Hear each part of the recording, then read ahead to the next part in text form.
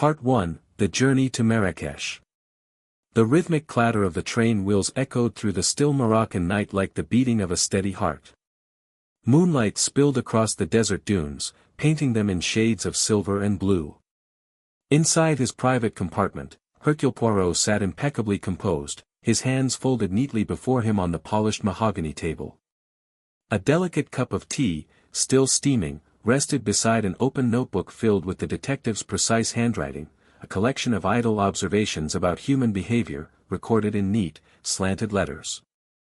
Poirot was on his way to Marrakesh, that ancient red city at the edge of the Sahara. Officially, he was on vacation, a brief repose for the little grey cells, as he had told his friend Captain Hastings. But Poirot, though he might speak of leisure, was not a man who could truly be idle. Even now, aboard the North African Express, his sharp eyes studied the few other passengers sharing the first-class carriage. There was a young Englishman, sunburnt and restless, pacing the narrow corridor and glancing too often at his watch. A French widow in black silk sat opposite Poirot earlier during dinner, her gloved fingers trembling ever so slightly as she toyed with her wine glass. A Moroccan merchant, quiet and courteous, had a small velvet case he refused to let out of his sight. Poirot had already noted these things, not from curiosity, but from instinct. When people travel, he often said, they carry with them not only their luggage, but also their secrets. The train swayed gently as it crossed a bridge. Outside, the dunes rolled endlessly beneath the stars, and in the distance the faint outline of palm trees marked an oasis. Poirot closed his notebook, sipped his tea, and allowed himself a small, satisfied smile. "Eh bien," he murmured. "Perhaps, for once, there will be no murder, no theft, no deceit.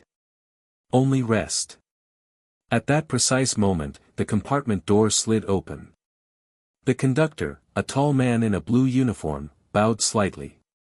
"Pardon, monsieur. Your ticket, please." Poirot produced it with a courteous nod. "But of course. Everything is in order."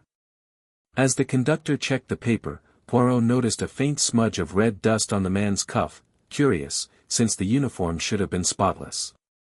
He made no remark, merely filed it away in his mind.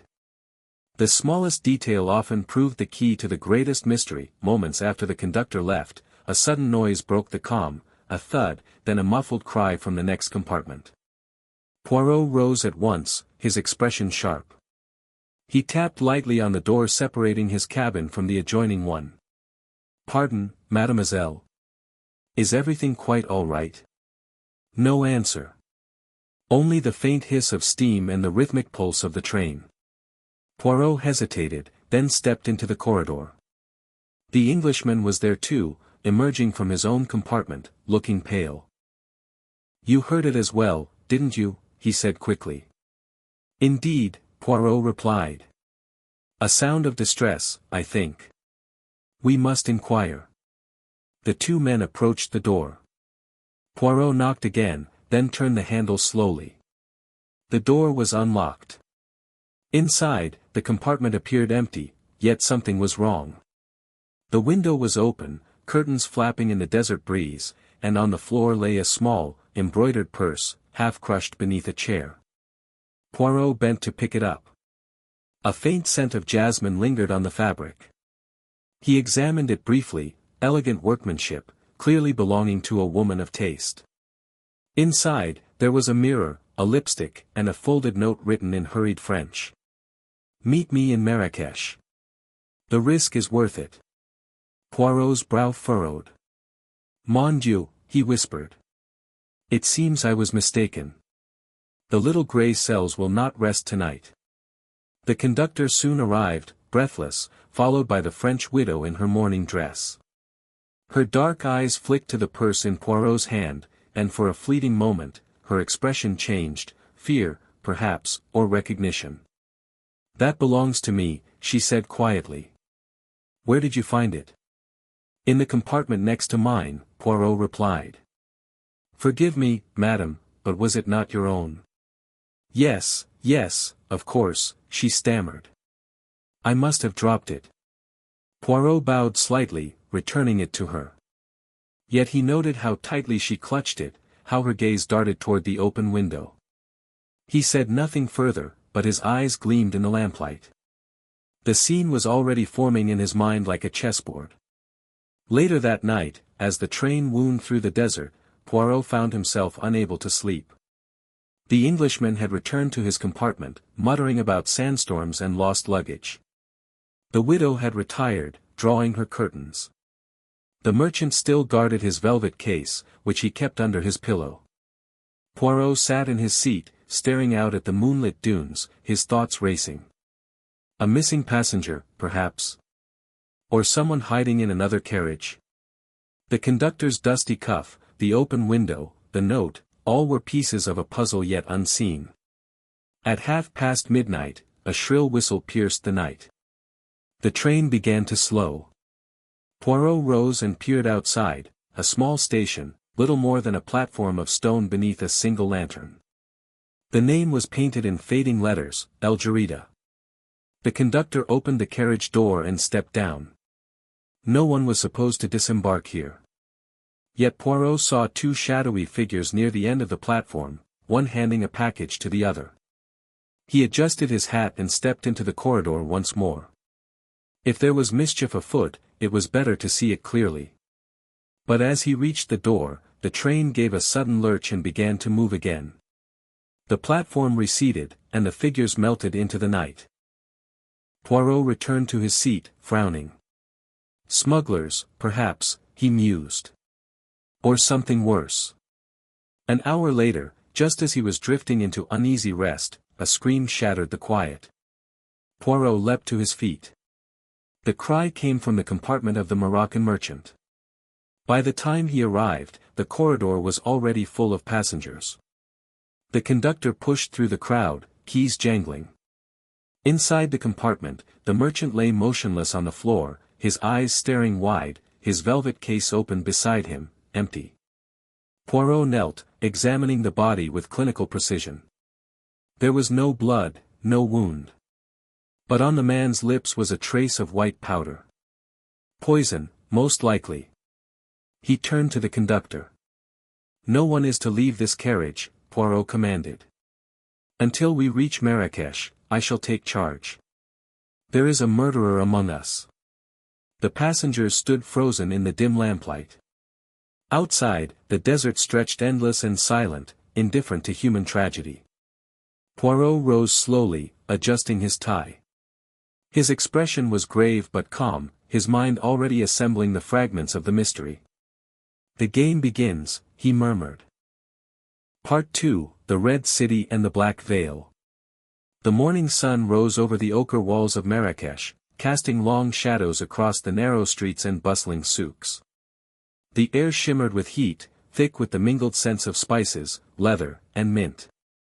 As the North African Express pulled into the station, its whistle echoing across the desert, Hercule Poirot leaned slightly forward in his seat, his gloved hands resting on the handle of his cane. The events of the night before had not left his mind for a single moment. A man was dead, his body discovered in a locked compartment. The velvet case he had guarded so jealously was empty. The conductor, shaken and pale, had tried to insist it was an accident, perhaps he ingested something he should not have, monsieur, but Poirot knew better. There were no coincidences in crime. Only patterns, waiting to be discerned. As he stepped down onto the platform, the heat struck him like a physical force. Mon Dieu, he muttered, removing a spotless white handkerchief from his pocket and dabbing his forehead. It is as though one has entered an oven. The station was alive with noise, porters shouting in Arabic and French, travelers haggling over fares, the metallic clatter of luggage carts. Poirot's eyes, ever observant, caught the faces of his fellow passengers as they disembarked. The French widow, veiled in black, moved with the poise of a woman accustomed to attention, though she seemed to avoid his gaze. The young Englishman, his clothes dusty and his eyes shadowed with fatigue, lit a cigarette and looked about nervously. The conductor was speaking in low tones to two uniformed policemen who had come to meet the train. Poirot approached them. Messieurs, he said in his precise, courteous French, may I offer my assistance? I am Hercule Poirot. One of the officers, a stout man with a neat mustache, blinked in surprise. Monsieur Poirot? The detective? Ah. Then you have come to solve this terrible affair. Poirot inclined his head modestly. I have come to rest, monsieur, but alas, crime does not rest, and neither, it seems, can I. He produced his small notebook and began to question those present with his usual calm precision. The merchant's body had been taken away to a small hospital near the Medina. The police found nothing in his luggage except a few garments and an empty bottle that once contained perfume, labeled Jasmine du Maroc. Poirot noted that carefully. The same scent had clung to the widow's purse. Tell me, madam, Poirot asked later, as he walked beside the widow through the station courtyard, did you know the deceased gentleman? Her gloved hand trembled slightly on the handle of her parasol. No, monsieur. I saw him only on the train. Why do you ask? Because, madam, Poirot replied gently, there was a note found in the compartment adjoining his. It spoke of a meeting in Marrakesh. Perhaps it was coincidence. Perhaps not. Her lips pressed together, and for a moment, her dark eyes flashed with something like anger, or fear. You are suggesting. I suggest nothing, said Poirot. I merely observe. It is my curse. The heat grew more oppressive as Poirot made his way toward his hotel, the Grand Continental, an elegant building overlooking the Koutoubia minaret. He had been to Marrakesh once before, many years ago, and he remembered the city as a labyrinth of alleys, courtyards, and secrets. As his carriage passed through the narrow streets, he saw merchants calling from their stalls, veiled women carrying baskets of fruit, beggars dozing in the shade. Yet even amid the noise and color, Poirot sensed something, a tension, a faint vibration in the air that had nothing to do with the heat. When he reached the hotel, he was greeted by Monsieur Duval, the French manager, who greeted him with effusive politeness. Monsieur Poirot. It is an honor. You are here for the conference on colonial policing, no? Poirot smiled faintly. Non, monsieur. I am here for repose. But it seems repose has abandoned me. He requested a suite overlooking the gardens, but before he could even unpack his valise, a note was slipped beneath his door. It was written in a delicate, feminine hand. If you value your life, do not inquire about the man on the train. Forget Marrakesh. Forget what you saw. Poirot stared at it for a long moment. Then he folded it neatly, placed it in his pocket, and murmured, the little grey cells are already awake, madam, it is too late to silence them. That afternoon, Poirot met with Inspector Ben Moussa, the chief of the local police, a tall man with intelligent eyes and a manner both courteous and shrewd. They sat together in the shaded courtyard of a café, sipping mint tea. You see, Monsieur Poirot, said Ben Moussa, the man who died, his name was Rashid Al-Karim. He was a jeweler from Fez. He arrived in Casablanca 3 days ago and was carrying something very valuable, a small artifact, ancient, possibly from the Saadian tombs. We believe he intended to sell it here in Marrakesh. Poirot's brows lifted. And the velvet case?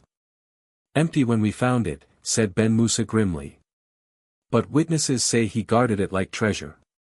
Then we must ask, Poirot mused, who knew of this treasure, and who desired it enough to kill. He returned to the hotel that evening deep in thought. The French widow, whose name was Madame Renard, had been seen speaking privately with the Englishman in the courtyard. The conductor had quietly left the hotel without notice. And someone, Poirot was certain, had entered his room while he was away. He noticed it in the smallest thing, the angle of his comb on the dressing table, the faint scent of jasmine lingering in the air once more. At dinner, the atmosphere in the hotel dining room was thick with unease. Poirot dined alone, observing as always. Madame Renard appeared late, her black veil drawn. The Englishman drank too much wine. 2 men in native dress watched them both from a nearby table. When the lights flickered, only for a second, Poirot heard a soft metallic sound near the window. He turned just in time to see a figure in black robes slip out through the terrace doors. Rising swiftly, he followed, but by the time he reached the courtyard, the intruder had vanished into the maze of alleys beyond. He returned to his table, his face calm but his mind racing. A warning, he murmured. Or an invitation. Later that night, as the city fell silent under the moon, Poirot stood on his balcony overlooking the Medina. Somewhere in the distance, drums echoed faintly, and a muezzin's voice drifted through the warm air. The detective clasped his hands behind his back and thought aloud. A man dies with poison on his lips. A woman lies about her purse. A case is emptied of treasure. A note warns me to desist. Important, it all connects, like threads in a tapestry. Marrakesh, the Red City, hides its secrets beneath beauty. A faint sound interrupted his musings, a knock at the door. Poirot turned. "Come in." It was the Englishman, his face pale and anxious. "Monsieur Poirot," he said in a low voice, "I need to speak with you. I think I'm being followed." Poirot gestured for him to sit. "Calm yourself, my friend. Tell me everything." The young man took a deep breath. "My name is Henry Blake. I'm an archaeologist, or was, until I made a mistake. I was working near Zagora, on a private dig financed by Madame Renard's late husband. We found something, a golden amulet, centuries old. Then her husband died suddenly. And now Rashid Al-Karim, the jeweler, is dead too. He was supposed to help me sell it." Poirot's eyes gleamed. "And this amulet, monsieur, where is it now?" Blake hesitated, then pulled a small pouch from his coat pocket. Inside was a glimmer of gold, a pendant shaped like an eye, inlaid with tiny red stones. "The Eye of Marrakesh," Blake whispered. "They say it was cursed. Whoever possesses it will die." Poirot studied the piece for a long moment, his expression unreadable. Then he looked up. "Monsieur Blake," he said softly, "the curse, I fear, is not supernatural, it is human greed. And greed, mon ami, is always fatal." Outside, the drums continued, low and haunting. Somewhere in the Medina, a woman's laughter echoed briefly before fading into the desert night. Poirot placed the amulet gently back into its pouch and looked toward the moonlit city. He knew now that what had begun on the train was far from over. Marrakesh, with its labyrinthine streets and veiled mysteries, held answers, and dangers, in equal measure.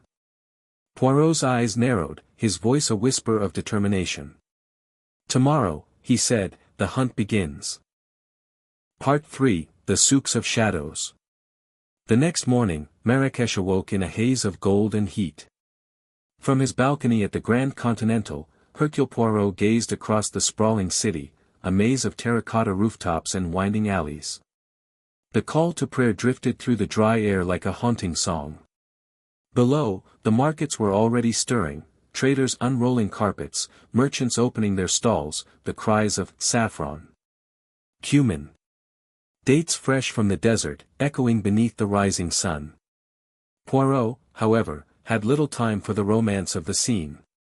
He sat at a small breakfast table, his tea cooling beside him, the Eye of Marrakesh lying on a folded napkin before him.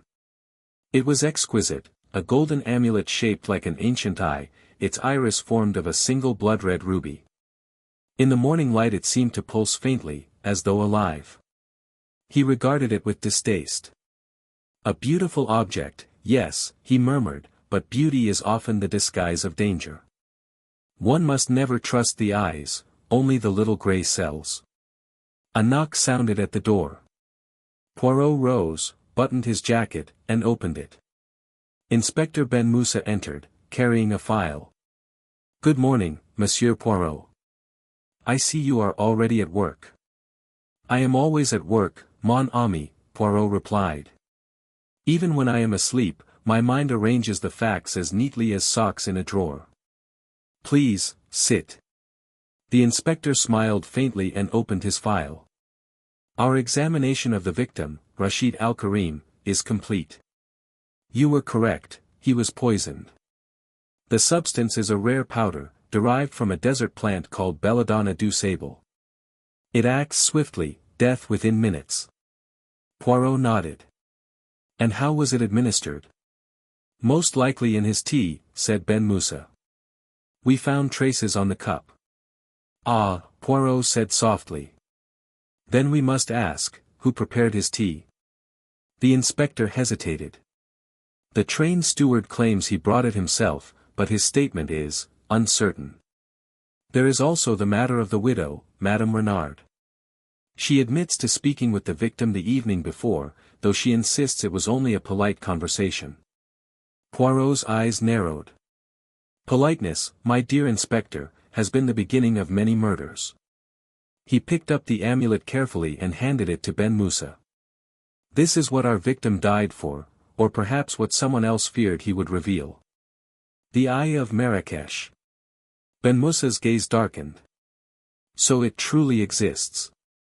There are legends about this relic, that it belonged to a caliph's concubine, that it was stolen from her tomb, that everyone who possesses it dies. Poirot gave a small shrug. Bah! The superstition of peasants. I have seen many cursed objects in my time, and each one was cursed not by magic, but by greed. He stood, straightening his tie. Come, my friend. Let us visit the souks. If one wishes to find truth, one must go where lies are bought and sold. The labyrinth of the Medina. The two men entered the Medina, a labyrinth of narrow alleys where sunlight filtered through wooden lattices and the air shimmered with the scent of spices and tanned leather. Marrakesh was alive in a way that London or Paris never could be. Everywhere Poirot looked, life burst forth, a boy running with a tray of mint tea, women bargaining for silk, old men sitting cross-legged and smoking long pipes. But beneath the beauty of it all, he sensed a watchful stillness, eyes following him from the shadows. They stopped at a small shop near the Souk El Adarine, where brass lamps hung from the ceiling and shelves gleamed with polished silver. The owner, a thin man with sharp eyes, greeted them in French. Messieurs, what may I offer you? A lamp for the lady? A dagger for the gentleman? Poirot smiled politely. I am seeking information, monsieur, not daggers. Tell me, do you know a man named Rashid Al-Karim? The merchant's smile faltered. Rashid? He was here, last week, perhaps. He came to sell a jewel. I told him to go to the French widow, she buys for the collectors. Then I heard he was dead. And what kind of jewel was it? The merchant hesitated, then whispered, a golden eye. From the tombs of the Saudian kings. He said it was cursed. Poirot's expression did not change, but inside, his thoughts turned swiftly. Rashid had indeed been trying to sell the amulet.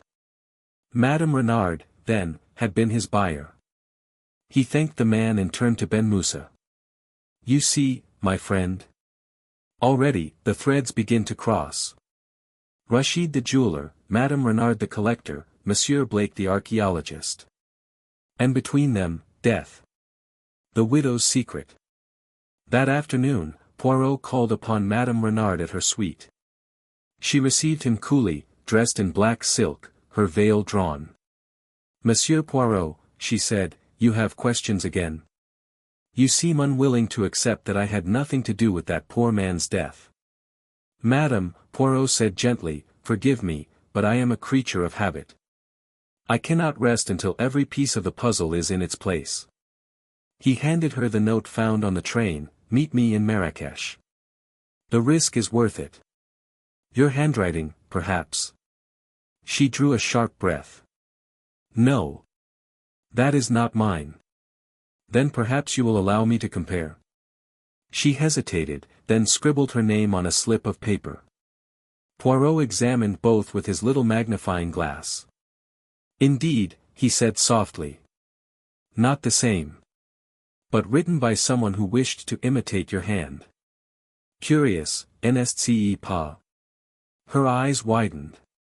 Someone meant to frame me. Poirot inclined his head. Perhaps. Or perhaps they wished to draw you here, to Marrakesh, at precisely the right moment. For the first time, her composure faltered. There is something I have not told you, she confessed. My husband was an archaeologist. He financed many excavations. Before he died, he told me he had found something magnificent and dangerous. I thought he was delirious. But a week after his death, I received a letter from Rashid al-Karim. He said he had something belonging to my husband, and that he wished to return it. Poirot listened intently. And you came to Marrakesh to retrieve it? She nodded. Yes. But I never saw him alive. When I went to his address yesterday, it was deserted. Only a broken lantern and a few drops of something dark on the floor. Blood? Poirot asked quietly. She looked away. Perhaps. Poirot studied her for a long moment, then said softly, Madam, I believe you are in grave danger. If I may offer advice, do not wander the Medina alone, and trust no one. A shadow in the souk. That evening, Poirot ventured again into the market. The city transformed at dusk, lanterns flickered to life, casting golden pools of light onto the cobblestones. Drums beat faintly in the distance, and laughter echoed through the alleys. Yet behind the laughter lurked whispers. Poirot walked slowly, hands clasped behind his back, appearing every inch the tourist, though his mind was alert. He stopped before a small stall selling antique jewelry. The vendor, a young woman with dark eyes, smiled. Something for your sweetheart, monsieur. Poirot smiled in return. Ah, alas, I have no sweetheart. Only my little grey cells, and they prefer puzzles to passion. The woman laughed, then leaned closer. You are looking for the eye, yes. Everyone is. But it brings death. Everyone. Poirot repeated softly. Who else seeks it, mademoiselle? Her gaze darted toward a shadowy archway. There, she whispered. The man with the fez. He comes every night, asking about it. They say he once worked for the French widow's husband, until he was dismissed. Poirot followed her glance. The man in the fez turned away quickly and vanished into the crowd. Poirot followed, weaving through the narrow passages. The alley grew darker, quieter. Then, suddenly, a hand seized his shoulder. He turned swiftly, but the blow came first, a sharp strike to his side that sent him stumbling. His attacker fled down the alley. Poirot straightened, wincing, and adjusted his hat. A most ungentlemanly greeting, he muttered that he recovered his composure and found, lying where he had fallen, a scrap of paper torn from a notebook.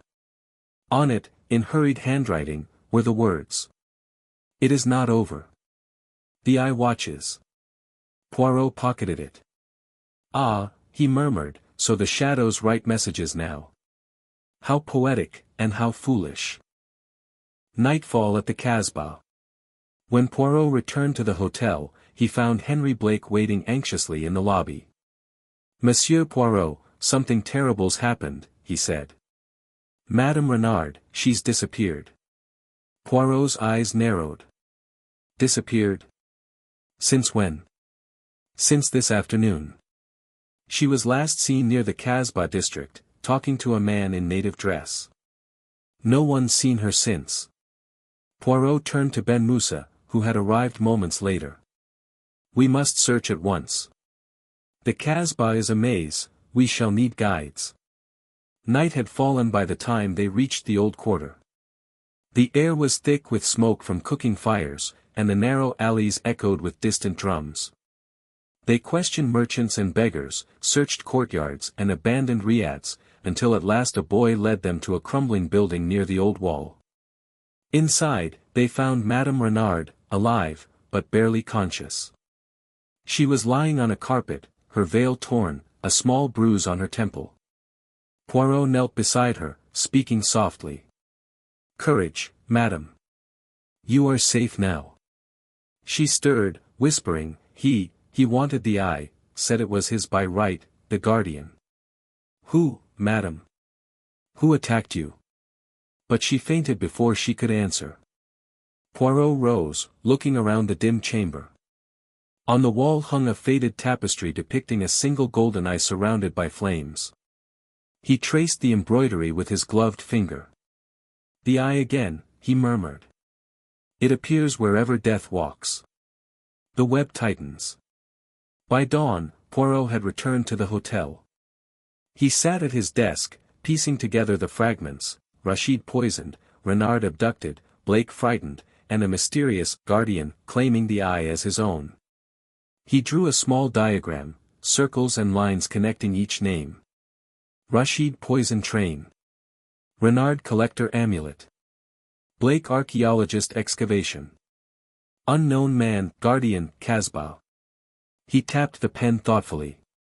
There is still one thing missing, he whispered. The motive. Who profits from these deaths? As he pondered, the morning post arrived, among the letters, a single envelope with no name. Inside was a photograph, the excavation site in the desert, with 3 men standing beside a newly opened tomb. Poirot recognized Blake and Renard's husband. The third man's face, half in shadow, wore a fez. Poirot's lips curved into a thin smile. Ah! The man from the souk.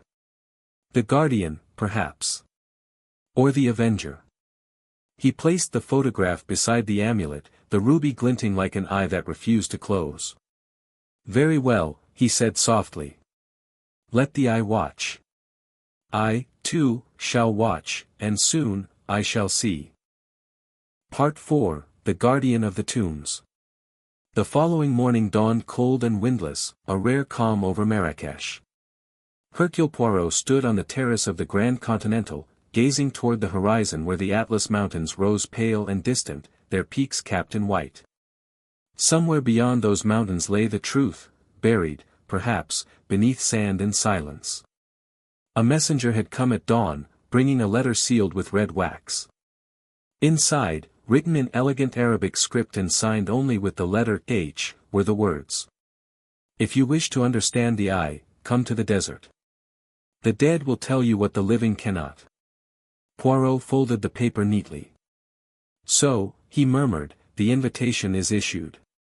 The question is, to tea or to death? When Inspector Ben Moussa arrived, Poirot showed him the letter.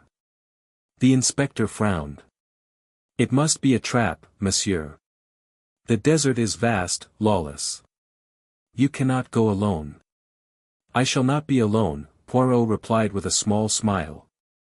I have my courage, my little grey cells, and, if you insist, perhaps one revolver. The road to Zagora. By midday, Poirot, Ben Moussa, and Henry Blake were on the road south in a hired motorcar, the amulet carefully wrapped in linen and stored in Poirot's case. The journey took them through dry plains and scattered villages, where the children waved and the air smelled faintly of dust and olives. Blake was pale and nervous, his fingers constantly twitching. I should never have come back, he muttered. There are men out there who believe the eye is sacred. They call themselves the keepers of the flame. They think it protects the tombs from desecration. Poirot glanced at him. And yet you dug where you should not, mon ami. You and Monsieur Renard opened the tomb, did you not? Blake nodded miserably. We found a sealed chamber beneath the ruins of an old Saudian fortress. Inside was a sarcophagus and inscriptions warning that, the eye watches the thief. Renard laughed. He said curses were for children. He took the amulet. That same night, he died in his tent. Ben Moussa leaned forward. How? Poison, Blake said simply. Just like Rashid. Poirot's eyes gleamed. Ah, the pattern grows clearer. And yet, who administers the poison? Who benefits from these deaths? The car rattled onward across the rocky plateau until at last the landscape shifted, red dunes rising against a copper sky. At sunset, they reached Zagora, a small outpost of whitewashed buildings at the edge of the Sahara. There, they arranged camels and a local guide, a stooped Berber named Hassan who knew the sands as one knows the lines of his own hand. The camp at the ruins. They set out before dawn, the desert still cool, the stars fading one by one. Poirot rode awkwardly, muttering that a camel was an insult to both comfort and dignity. "My poor bones," he complained. "They shall be reduced to powder before we find this tomb." Hassan led them across the dunes to a cluster of ruins half buried in sand, broken columns, a few crumbling walls, the remnants of an ancient fortress. Blake grew pale. "This is it. The place where we found the eye." Poirot dismounted, brushed the dust from his suit, and surveyed the site. The air was still, the silence profound. "It has the air of death," he said softly. Inside one of the collapsed chambers they found signs of recent activity, footprints, a burnt torch, and near the wall, a small silver cup, its rim dusted with white powder. Poirot examined it closely. "Belladonna du Sable," he murmured. "Our murderer has been here." As evening fell, they set up camp among the ruins. The fire flickered against the stones, throwing long shadows. Blake sat apart, staring into the flames. Poirot joined him quietly. "You are afraid, mon ami." "I have reason to be," Blake said hoarsely. "Every man who touched that amulet is dead. Maybe I'm next." Poirot smiled faintly.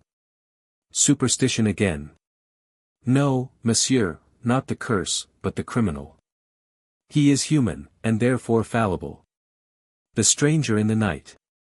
Near midnight, Poirot awoke to a faint sound, footsteps on sand. He rose silently, peering out from his tent. A figure moved near the ruins, cloaked and hooded. Poirot followed, careful not to make a sound. The moon was high, silvering the stones. The figure knelt beside a broken slab, brushing away sand, revealing a hidden passage. Poirot stepped forward. "A most curious hour for archaeology, monsieur." The figure froze, then turned. Beneath the hood, a familiar face, the conductor from the train. "Ah!" Poirot said softly. "So, the man with the dusty cuff returns." The conductor's expression was wild. "You should not have come here, monsieur. The eye belongs to the dead." "Then why, I wonder, do you seek it among the living?" Before the man could answer, Ben Musa and Blake appeared with lanterns. The conductor drew a dagger but hesitated. Poirot raised a hand calmly. "Put it down, my friend. You have already killed enough." The man trembled. "I killed no one," he cried. "I only followed orders." "Whose orders?" He looked away. "The guardian." Poirot exchanged a glance with Ben Musa. "And who is this guardian?" The man's lips parted to speak, and then a sharp crack split the air. A shot echoed across the dunes. The conductor jerked, clutched his chest, and fell. They turned toward the ridge, where a dark silhouette melted into the shadows. Poirot knelt beside the dying man, but it was too late. The only sound was the sigh of wind over the sand. "The guardian protects his secrets," Ben Musa said grimly. Poirot stared into the darkness. "Then we shall find him, and learn what he guards." The tomb beneath the sands. By dawn they had discovered the entrance the conductor had uncovered, a narrow stairway descending into darkness. They lit torches and entered. The air was cool and dry, heavy with the scent of dust and decay. Hieroglyphs adorned the walls, stylized eyes, flames, serpents. Poirot studied them thoughtfully. "See, mon ami," he murmured. Even the ancients understood. The eye that sees all, perhaps not divine, but human. A symbol of watchfulness. At the bottom of the passage lay a chamber lined with stone sarcophagi. At its center stood an altar, and upon it, a second amulet, identical to the one Poirot carried. Blake gasped. There were two. Poirot approached cautiously. Or perhaps one, and this, the decoy. He examined it closely. Unlike the other, this eye was made of bronze, not gold. A counterfeit. The thief replaced the real one and fled. Rashid must have known, and paid with his life. Suddenly, a voice echoed through the chamber.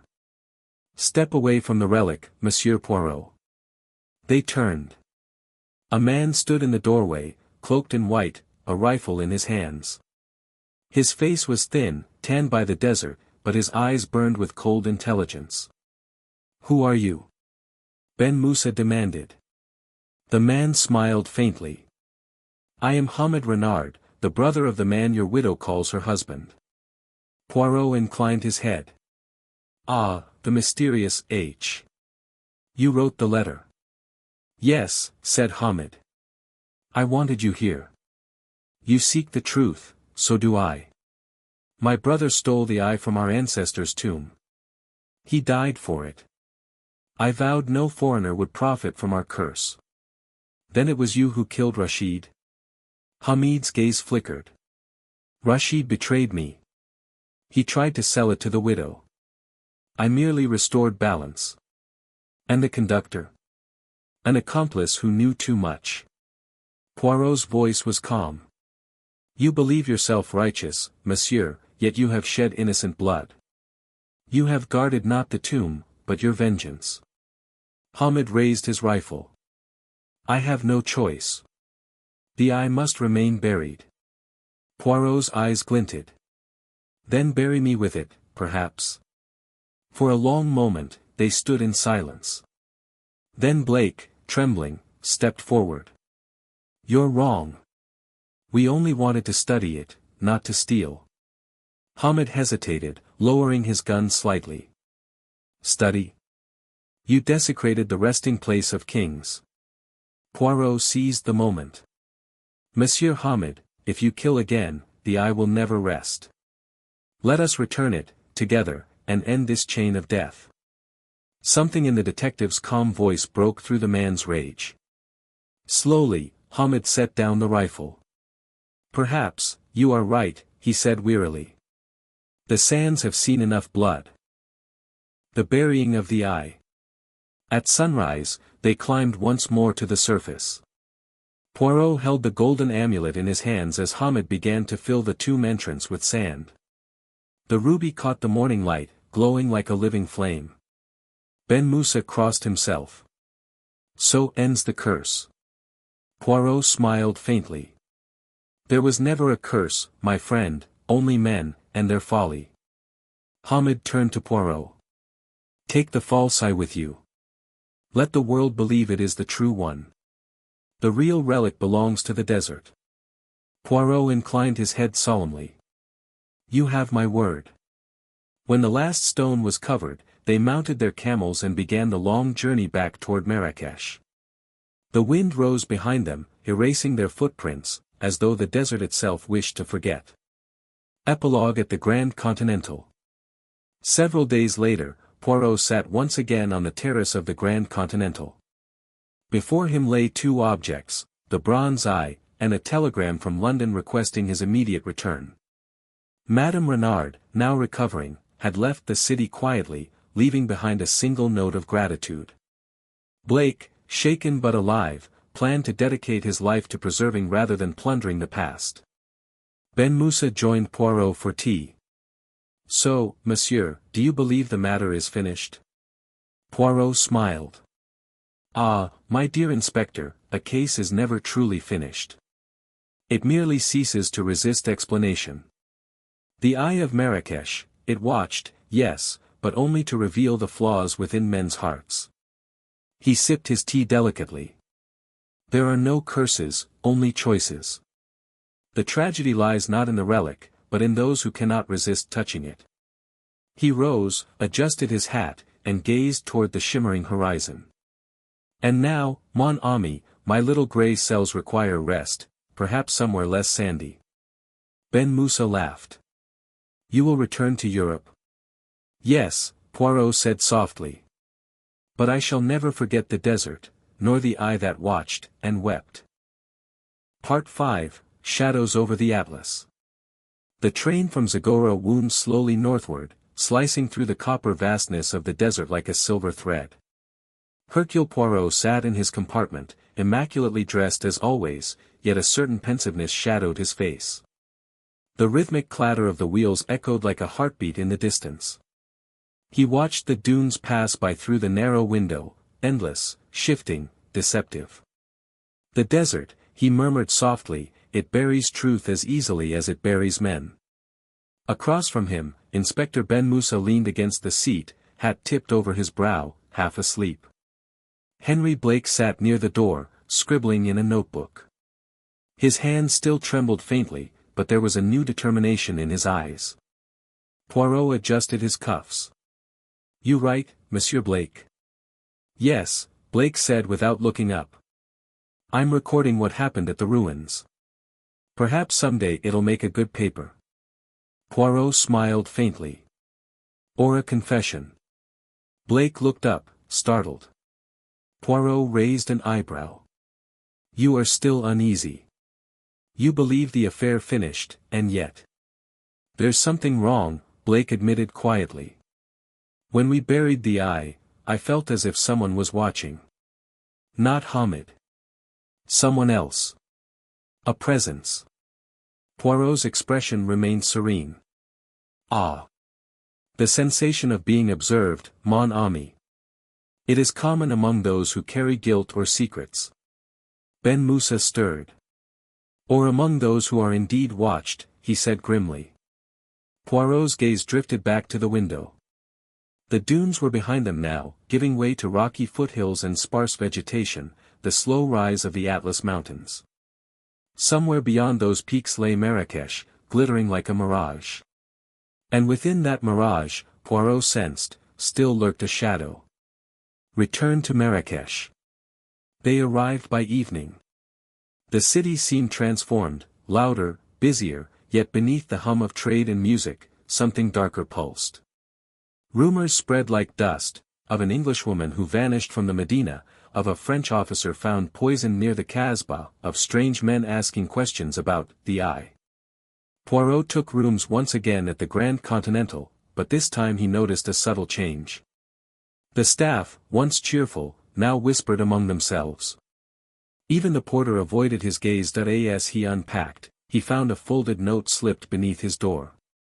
Written in careful English. "You buried the eye, but you did not bury its curse. Leave Marrakesh while you can." Poirot examined the handwriting, his expression unreadable. "It begins again," he murmured.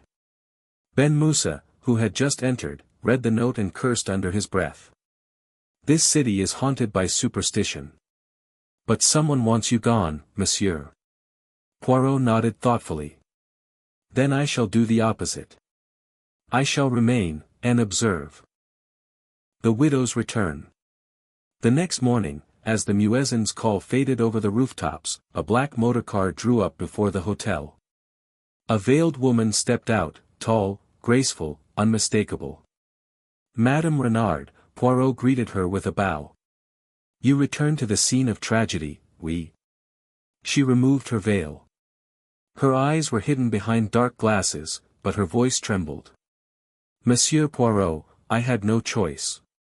My husband's estate is being contested. And, there are letters." "Letters?" "Yes. Someone is blackmailing me." Ben Moussa frowned. "Blackmail?" She nodded. 2 days ago, I received this." She handed Poirot a small envelope.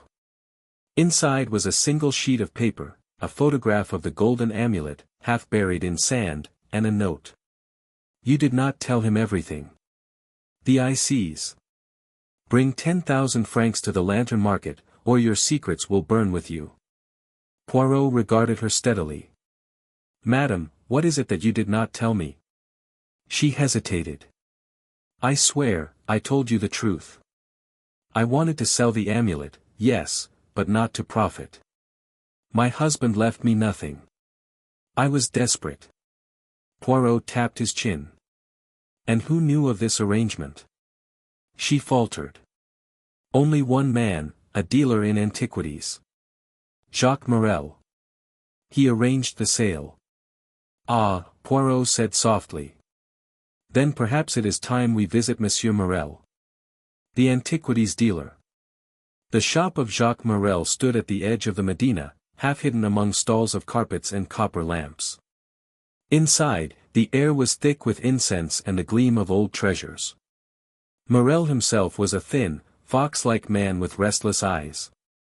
When he saw Poirot and Ben Moussa enter, his smile faltered. Monsieur Poirot. An unexpected honor. Poirot's tone was gentle but firm. We come to inquire, monsieur, about a certain photograph, and a certain letter received by Madame Renard. Morel spread his hands. I know nothing of letters. Poirot raised an eyebrow. Then perhaps you know something of blackmail? For a moment, the dealer's composure slipped. Blackmail? Ridiculous. I am an honest merchant. Indeed, Poirot said softly. Yet your honesty appears flexible. You arranged the sale of an artifact that did not belong to you. You also accompanied Rachid, the guide, on his final expedition. Morel swallowed. I was only helping. Rachid wanted money. He said he had found something valuable in the desert. And when he died, you remained silent. I was afraid. The police would have discovered your involvement, Poirot finished calmly. Tell me, monsieur, who took this photograph? Morel leaned closer. There is talk that the Real I was not buried. Someone dug it up again. Poirot's eyes flashed. Ah, voila, now we approach the heart of the matter. The shadow of the eye. That night, Poirot sat in his hotel room, thinking. The bronze replica lay on the table, its dull surface catching the lamplight. If someone had indeed unearthed the true amulet, then the cycle of death might yet continue. The question was, who had the courage, or the madness, to defy the sands? Suddenly, a faint noise interrupted his thoughts, the rustle of paper. Poirot turned. His window was open. A gust of wind fluttered a note that had been slid beneath the glass. He unfolded it carefully. You seek the truth, little man. Come alone to the Saudian tombs at midnight. Bring the eye. Poirot smiled thinly. And so the serpent shows its head. The tombs at midnight. The Saudian tombs lay beyond the Kasbah, a maze of marble chambers lit only by moonlight. Poirot arrived precisely at midnight, his cane tapping softly on the stone floor. He was not alone. A figure emerged from the shadows, Henry Blake. Monsieur Poirot, Blake said, his voice tense. I had to see you. I received the same note.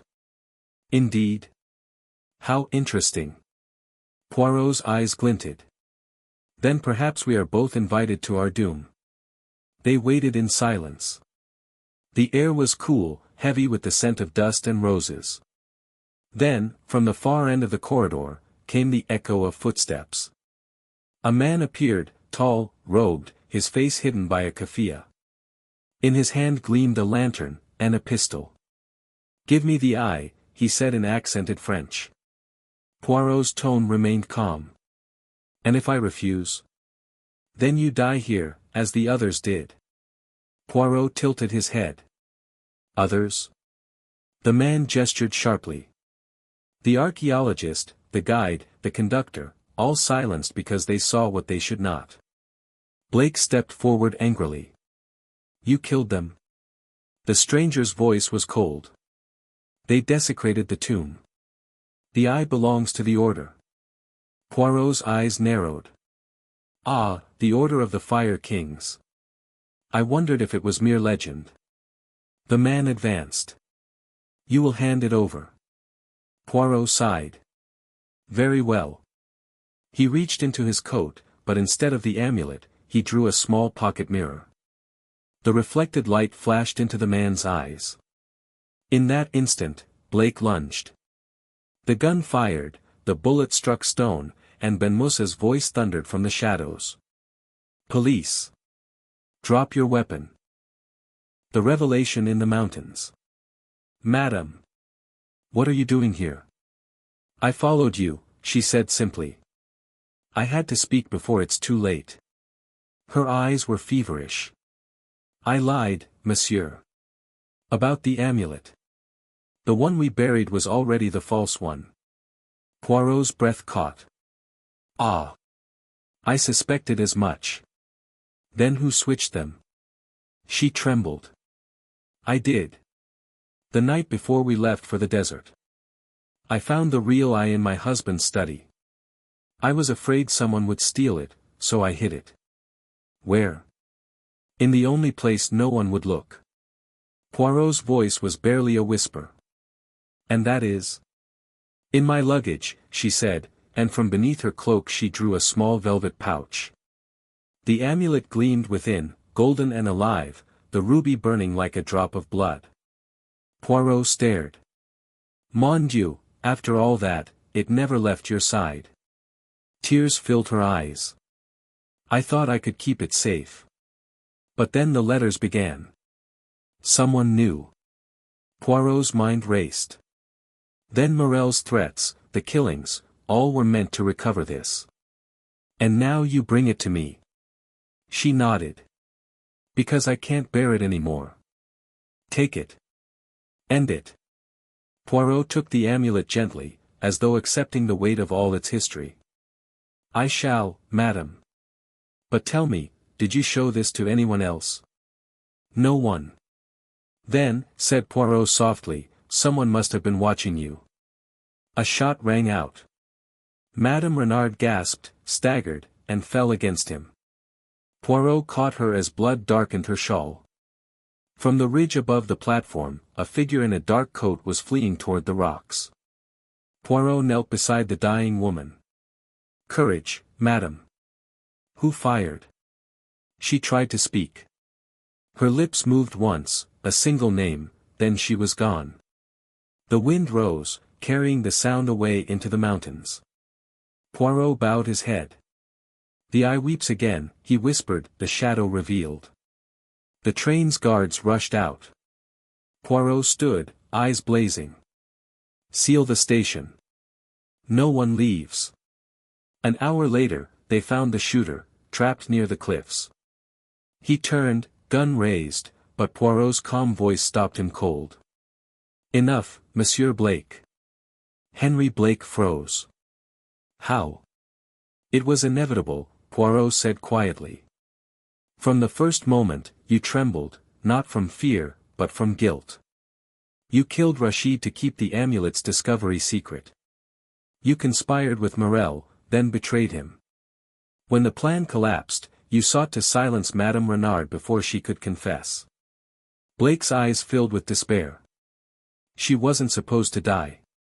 She loved my husband once. We all wanted the same thing, recognition.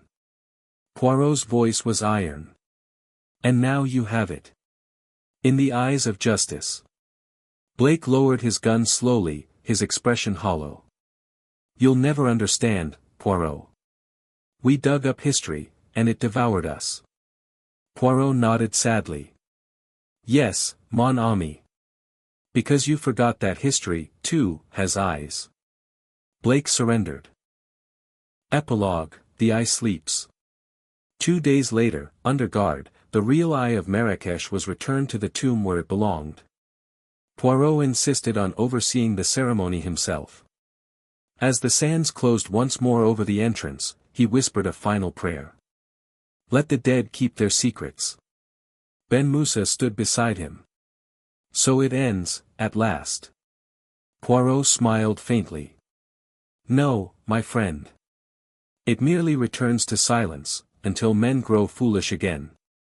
He looked to the horizon, where the desert met the sky in an endless shimmer. But for now, he said softly, the eye sleeps, and so shall I. He turned, his small figure framed by the fading sun, walking slowly back toward the city, leaving behind the relic that had cost so many lives. The wind rose again, and for an instant, it seemed to carry a whisper, a voice, ancient and weary. The eye sees, the eye remembers, and the eye forgives. Part 6, The Fire King's Secret. A Quiet Return. London in the spring was a world away from the red sands of Marrakesh. The air was damp and cool, the rain fell softly over the cobblestones, washing away the city's grime. Yet, even in the grey drizzle, Hercule Poirot looked immaculate. His hat shone, his umbrella gleamed, and his moustache, as always, was a monument to symmetry. But beneath that polished exterior, a restlessness lingered. It had been 3 weeks since the case of the eye had supposedly ended. Henry Blake had been tried and imprisoned, the relic was sealed once more beneath the dunes, and Madame Renard's death had been mourned in silence. And yet, Poirot could not sleep. He dreamed of eyes, endless eyes carved in gold, burning in the darkness. There was, he felt, something unfinished. A visitor at Whitehaven Mansions. It was early morning when Poirot's breakfast, perfectly boiled eggs, fresh toast, and a small cup of thick coffee, was interrupted by the arrival of Chief Inspector Japp. "Morning, Poirot," Japp said, shaking the rain from his coat. "Sorry to barge in, but you're not going to like this." Poirot raised a brow. "Mon cher Japp, you say that every time. Please, enlighten me." Japp dropped a folded newspaper on the table. The headline read: "Mysterious Death in Brussels Museum, Relic Vanishes." Poirot frowned. "A relic?" "Not just any relic," Japp said grimly. "A bronze amulet, in the shape of an eye."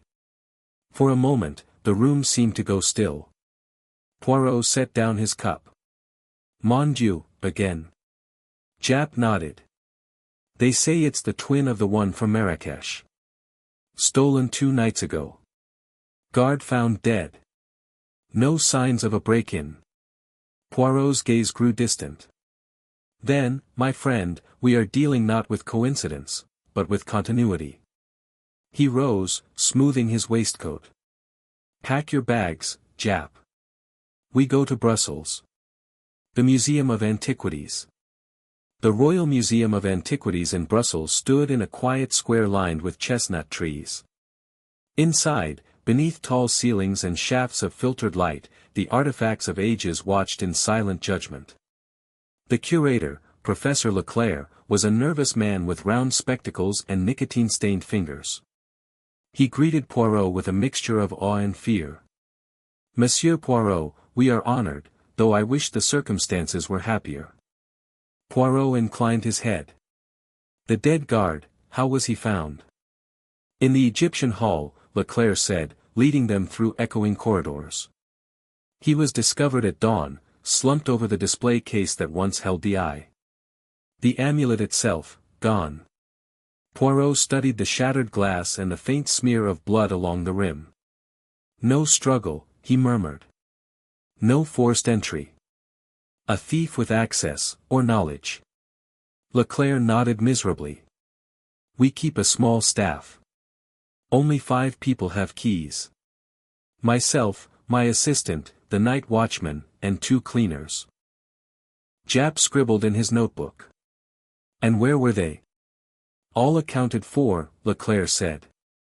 "Except one, my assistant, Monsieur Volpe. He vanished the same night." Poirot's eyes gleamed. "Volpe? The fox, an appropriate name." Leclerc hesitated. "There's something else. The amulet, it was part of a set donated decades ago by a collector from Morocco. A man named Legrand." Poirot stopped walking. "Legrand," he repeated softly. "The same man who employed Morel." Japp cursed. "So he's still at it. You think he ordered this theft too?" Poirot smiled faintly. "Ah, my friend, thieves are predictable. Collectors, never." The letter from the past. That evening, as rain lashed against his hotel window, Poirot examined a parcel delivered by hand. Inside was a letter, written in fine cursive on yellowed parchment. It bore no signature, only an old wax seal, an eye surrounded by flames. The contents were chilling. "You meddle again, M. Poirot. The eye belongs to the Fire Kings.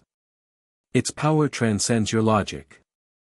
Return to your comforts, or share the fate of those who defied us.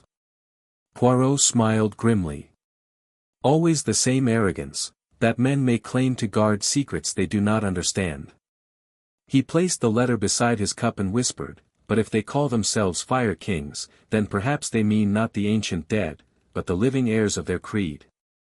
He sent a telegram to Marrakesh that night. To Inspector Ben Moussa, inquired discreetly, any records of Legrand family properties or tomb excavations predating 1900. Urgent. A clue in the flames. The next morning, Poirot and Japp examined the guard's autopsy report. Cause of death, asphyxiation by smoke inhalation. But the museum had not caught fire. Poirot studied the photographs. The man's lungs were blackened, yet there was no external burn. Mon ami, Poirot murmured, this man inhaled something, not smoke from a fire, but from a chemical flame. A ritual, perhaps. Ritual? Japp snorted. You think this is some kind of cult job? Poirot's expression did not change. I think, my dear Japp, that our murderer does not steal for profit. He steals for belief. They traced Volpe's lodgings to a small apartment near the river. Inside, they found stacks of old journals, a half-burnt candle, and on the wall, a mural painted in crimson, a circle of eyes surrounding a blazing crown. Poirot touched the paint. Still wet. He was here last night. Beneath the mural lay a scrap of paper torn from an old book. The handwriting was Volpe's. The Fire Kings live. The eye must be reunited. Marrakesh was only the beginning. The third eye sleeps in Vienna. Japp whistled. Another one? Poirot nodded slowly. Ah, so it is not two, but three. The trinity of vision, past, present, future. If the cult seeks to unite them, something dangerous awaits. He looked out at the rain-slick streets. We go to Vienna. The ghost of Legrand. Vienna, city of music, elegance, and secrets. Poirot felt a certain nostalgia as he walked its orderly boulevards, yet beneath its beauty, he sensed unease. At the Imperial Institute of Antiquities, a reception clerk confirmed that a private exhibition was indeed being prepared, financed by a mysterious benefactor named Adrien Legrand. Legrand, according to the records, was reclusive, eccentric, and immensely wealthy, a descendant of a French family that had once traded artifacts between North Africa and Europe. When Poirot requested a meeting, the clerk hesitated. Monsieur Legrand does not see visitors. Poirot smiled gently. Then perhaps he will see justice. He handed over his card. The effect was immediate. Within the hour, a black automobile arrived at the hotel. The House of Mirrors. Legrand's mansion stood on the outskirts of Vienna, an opulent estate of marble halls, gilt ceilings, and mirrors that reflected one another endlessly. Poirot and Japp were received by a silent butler and ushered into a long room where a fire burned low. At last, the master appeared, tall, silver-haired, dressed in black velvet. His eyes were sharp, cold, yet curiously magnetic. Monsieur Poirot, he said in flawless French, I have long awaited our meeting. Poirot inclined his head. Then you will not mind my questions, monsieur. Legrand smiled faintly.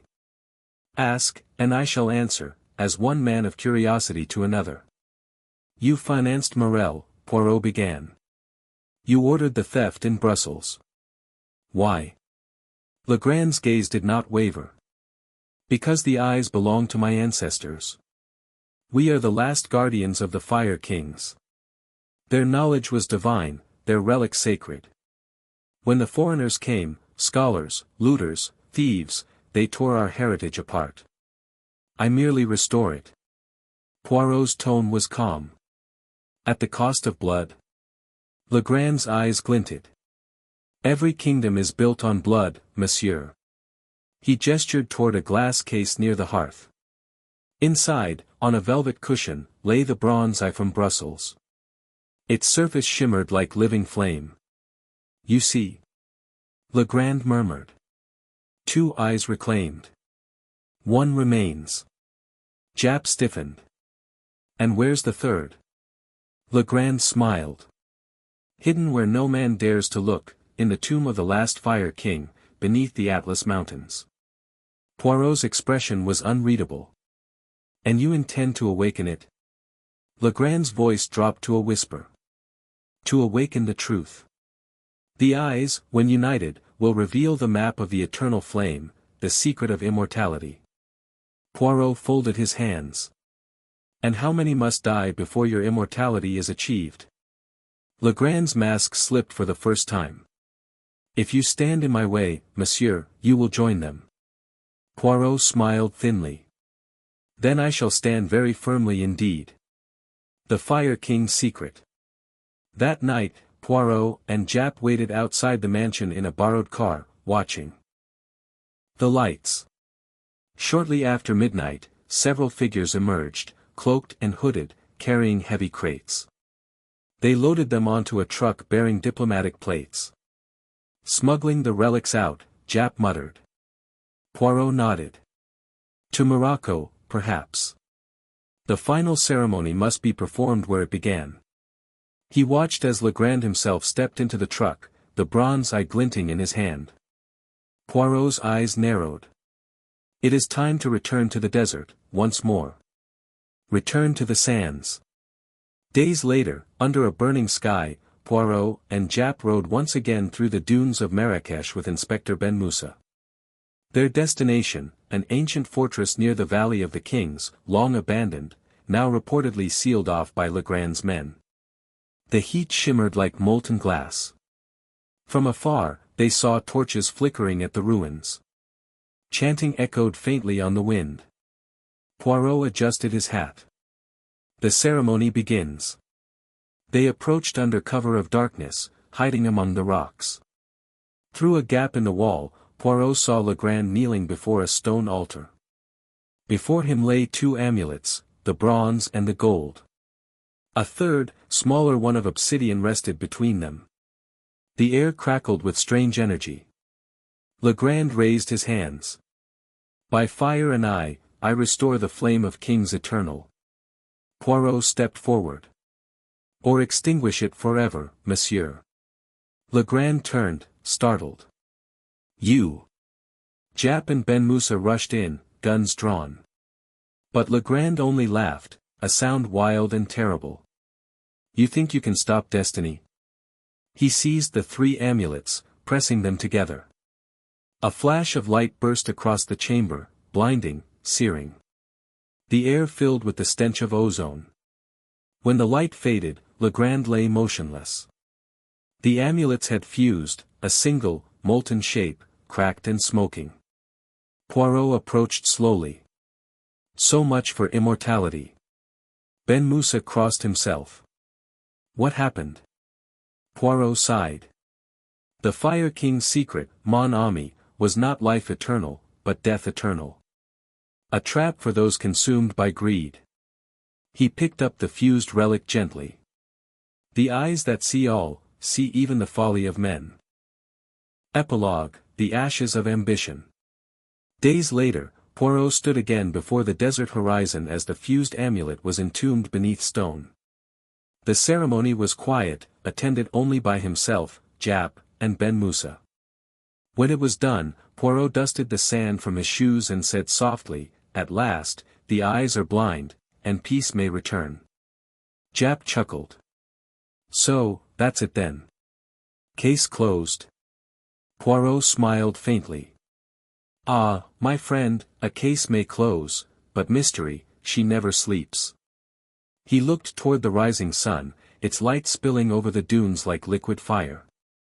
Do you know, Japp, he murmured, there is something poetic in the desert. It buries greed, but it preserves memory. Perhaps that is the truest immortality of all. He adjusted his hat, turned, and began the long walk back to camp. Behind him, the sands shifted softly, as though the earth itself exhaled. And somewhere deep beneath, the eye, now one, now silent, slept forever. Part 7, The Shadow in London. A city of fog and memory. London was at its most melancholy that winter. The fog came rolling in from the Thames like an uninvited guest, swallowing lamp posts, muffling footsteps, and turning the city into a world of silhouettes.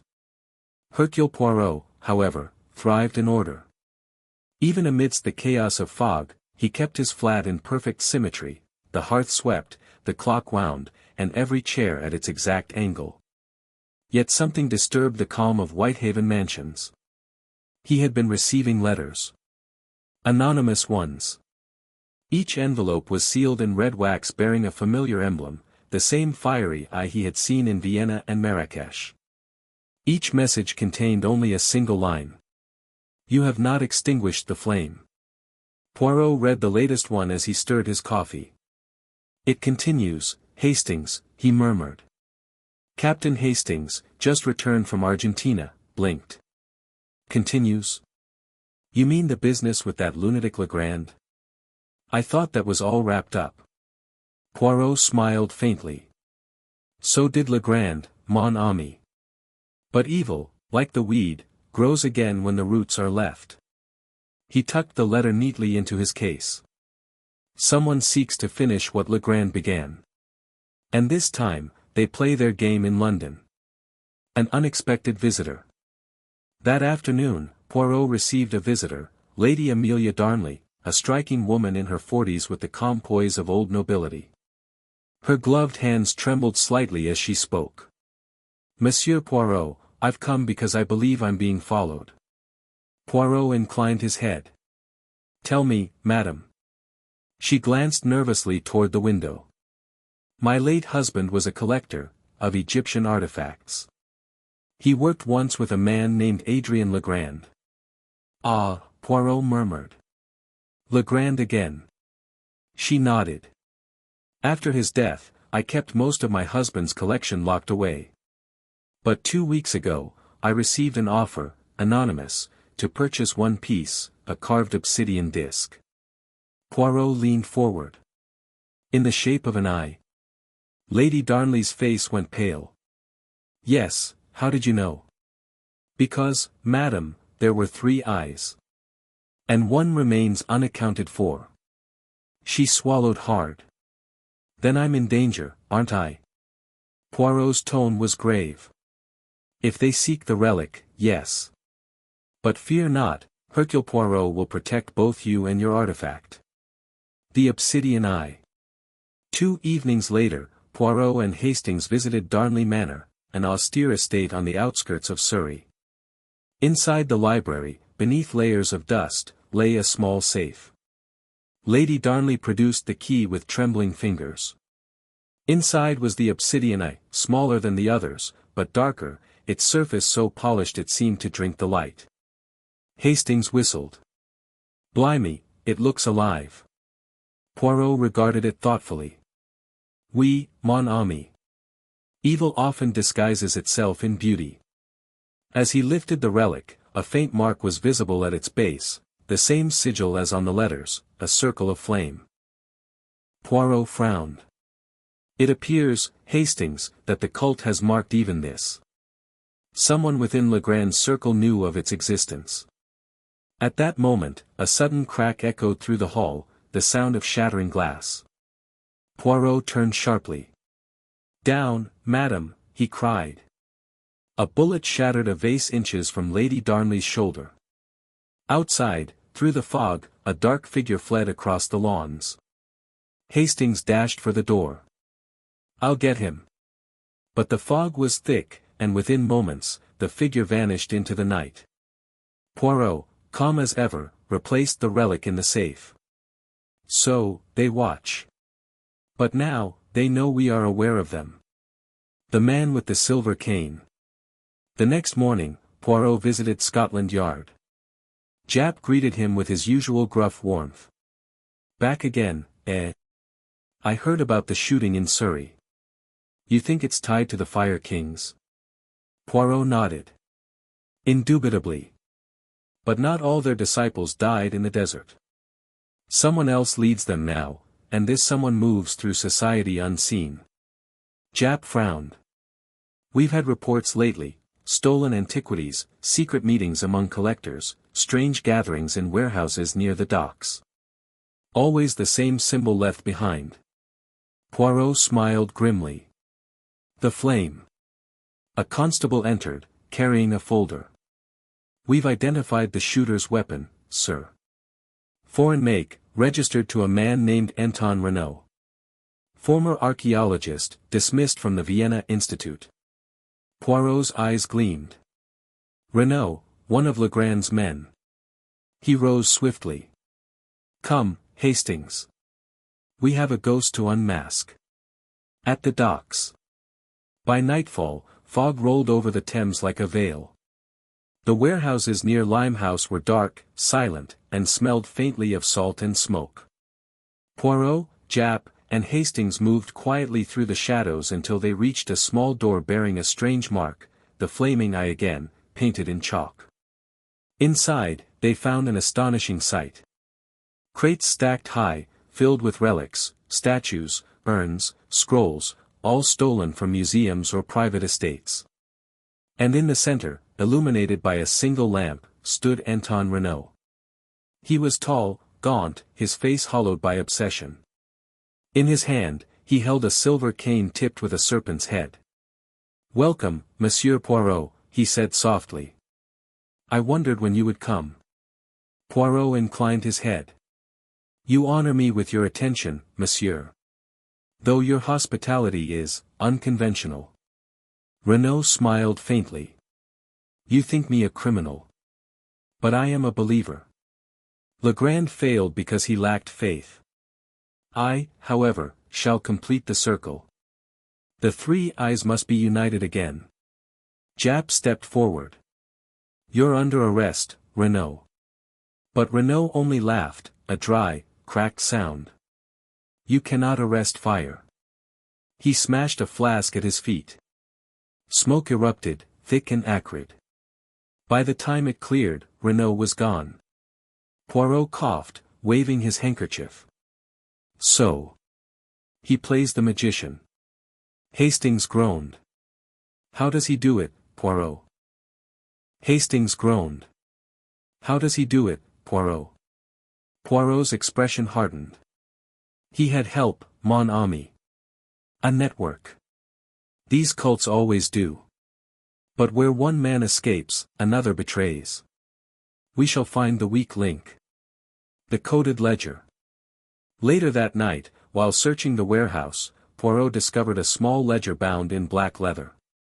Every page was filled with numbers, dates, and initials. He turned it over in the lamplight. A code, perhaps. Financial records. Or coordinates.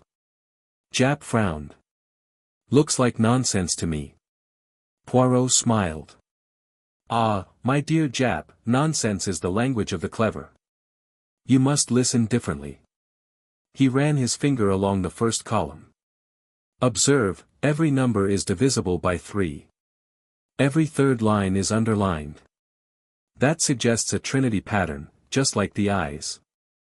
After hours of calculation, the code resolved itself into an address, Athenor Society, Grosvenor Square. Japp blinked. Athenor Society? Never heard of it. Poirot's mustache twitched. Ah, but I have. An exclusive club of scholars, collectors, and mystics, men who play with secrets best left alone. He closed the ledger. And I suspect that is where our fire still burns. The Athenor Masquerade. 2 nights later, Poirot and Hastings attended a masquerade ball at the Athenor Society under assumed names. The ballroom was filled with masks, golden, feathered, grotesque. Music drifted through the air, and the scent of incense mixed with champagne. Poirot, in a silver mask, whispered, Observe, Hastings, these are not mere revelers. They are initiates. Each bears the same emblem on their cuff. Hastings frowned. And you think one of them is Renaud? Perhaps. But not alone. There is another, a leader yet unseen. As midnight struck, the music stopped. A figure in a crimson mask took the stage. Brothers, he intoned, the flame endures. The eyes shall awaken. Behind him, a curtain lifted, revealing a pedestal upon which rested the obsidian eye. Lady Darnley gasped from the balcony. My God, they've stolen it. Renaud appeared beside the pedestal, bowing deeply. The third eye returns to the fire. Before anyone could move, Poirot's voice rang out, Non, monsieur. It returns to its rightful place, the past. The crowd turned as police flooded the hall. Japp's men surrounded Renaud and the crimson-masked leader, who struggled but were overpowered. The leader's mask fell. It was Professor Leclerc, the curator from Brussels. Poirot nodded sadly. Of course. You who guarded the relic, coveted it most. You who preached preservation, practiced possession. Leclerc's face twisted. You cannot destroy what is eternal. Poirot stepped closer. Eternal, monsieur, is only justice. The flame extinguished. In the weeks that followed, the Athénor Society was disbanded, its members exposed. Renaud and Leclerc were tried for theft, murder, and conspiracy. The three eyes, fused, obsidian, and bronze, were sealed in the British Museum under guard. Hastings looked at Poirot one morning as they read the papers. So it's finally over, old man. Poirot smiled faintly. Over, yes. But never forgotten. For there will always be men who believe that power lies in relics, not in reason. He poured his tea, stirring gently. But the little grey cells, mon ami, they alone can see truly. Outside, London's fog began to lift, and the first rays of sun broke through the clouds. Poirot looked out the window and murmured, the fire sleeps once more. Let us hope it dreams not of waking. Part 8, The Labyrinth of Mirrors. A stillness before the storm. After the chaos of London, a deceptive calm settled over Whitehaven Mansions. Poirot's name was in the papers again, hero detective foils ancient cult. And Japp had teased him mercilessly about it. Yet, beneath Poirot's meticulous serenity, something was wrong. He began to receive small disturbances in his ordered life, a clock that ticked backwards, a vase moved half an inch from its usual place, a faint smell of incense at his door each morning. Hastings laughed when he mentioned it. Probably just nerves, old fellow. You've been through the ringer. But Poirot's eyes were grave. Non, mon ami.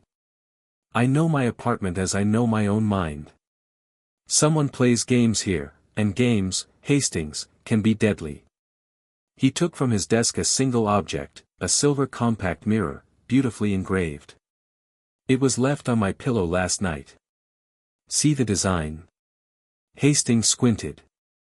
An eye surrounded by a flame. Poirot nodded. They return. The cult may be shattered, but its shadow endures. The stranger in the gallery. 2 days later, Poirot received an invitation from the Royal Portrait Gallery to attend a private exhibition of symbolist paintings of the Orient. The letter was signed by Dr. Vincent Allardyce, a noted art historian whom Poirot vaguely remembered from a past case. At first he hesitated, the timing was suspicious, but curiosity won. He arrived precisely at 7 o'clock, his shoes polished and mustache immaculate. The gallery was nearly empty, its high rooms bathed in the golden glow of evening lamps. Strange paintings lined the walls, deserts, fire rituals, and faces with staring eyes. At the far end stood Dr. Allardyce, tall, lean, bespectacled, with the faint smile of a man who knows more than he says. Ah, Monsieur Poirot, he said warmly. An honor at last. I've followed your work for years. Poirot inclined his head. Merci, monsieur. You are too kind. I must confess, your exhibition intrigues me, though the subject, perhaps, is familiar. Allardyce smiled faintly. Yes. The Fire Kings. A myth that refuses to die. Poirot's eyes narrowed slightly. You speak of it as though you admire it. Admire? Perhaps. It fascinates me, A civilization obsessed with reflection, they built mirrors not for vanity, but for memory. They believed every soul left an image behind. To destroy the mirror was to destroy the self. Poirot's voice was cool. A superstition, surely. Allardyce's smile deepened. Is it? Tell me, Monsieur Poirot, do you ever fear what might look back at you? Poirot frowned. Fear, monsieur, is for those who cannot reason. But as he turned to leave, something in one of the mirrors caught his eye, a flicker of movement behind him. When he turned, the gallery was empty. The dream. That night, Poirot dreamed he was walking through a corridor of endless mirrors. In each reflection he saw not himself, but others, faces he had met in Marrakesh, Vienna, London, all watching him with hollow eyes. At the end of the corridor stood Madame Renard, her hands outstretched. You could not save us, she whispered. Poirot reached for her, but the mirror shattered, and the world fell into flame. He awoke drenched in sweat. On his bedside table sat the silver mirror, gleaming faintly in the moonlight. He rose immediately and tested its surface, cold, ordinary. But on the back, written faintly in condensation, were words that had not been there before. We are not gone. The Whispering House. The next day, Poirot visited Jap at Scotland Yard. Jap, mon ami, I am being haunted. Jap nearly choked on his tea. Haunted? You. Poirot sighed. Not by ghosts, perhaps, but by psychology. Someone seeks to unbalance me, to make me doubt my senses. Jap looked uneasy. You mean Allardyce? Perhaps. He is clever, educated, and he studies the very symbols used by the cult. It would be an easy transition from fascination to fanaticism. Jap frowned. I'll look into him. Within days, a report landed on Poirot's desk. Allardyce, it seemed, had no record of ever being employed at the gallery. His credentials were false. His home address in Chelsea led to an abandoned townhouse, its rooms filled with mirrors. Poirot visited the site himself, accompanied by Hastings. The house was silent except for the faint echo of their footsteps. Dust lay thick over everything. And yet, in the drawing room, a fire burned low, recent. Hastings whispered, Someone's been here. Poirot nodded, eyes fixed on the mirror above the mantel. There, etched faintly into the glass, were the words. Enter the labyrinth. The maze of reflections. 2 nights later, Poirot received another letter, this one unsigned but bearing a familiar seal. If you wish the truth, come to number 13 Ashcroft Street, at midnight. Alone. Hastings begged him not to go. Jap warned him it was a trap. But Poirot, ever methodical, saw necessity. To catch a spider, mon ami, one must step into its web. The address led to a derelict theatre, the Elysium Hall, long abandoned. Inside, candlelight flickered through broken windows. The stage was covered in mirrors of every size and shape. As Poirot entered, his reflection multiplied 100-fold. Then a voice echoed from the shadows, Welcome, Monsieur Poirot. You have come to face yourself. Allardyce stepped forward, his eyes gleaming. You destroyed our faith, but you cannot destroy the image. You see, the Fire Kings were never gods, they were men who learned to preserve their will within reflection.